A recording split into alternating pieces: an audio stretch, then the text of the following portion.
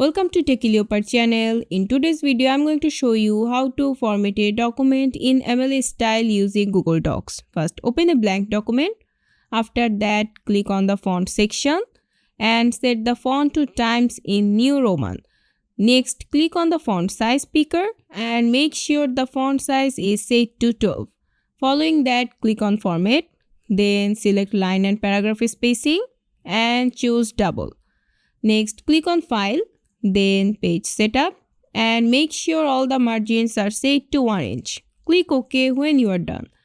Then click on Insert, choose Page Elements, then Page Number. After that, select your desired format, click on it. Double click the page number and add your last name before the number. Now start with the headings. Type your full name, instructor's name, course title and date, each on its own line, aligned to the left. And that's it. I hope this video was helpful. If it was, please give it a thumbs up and don't forget to subscribe.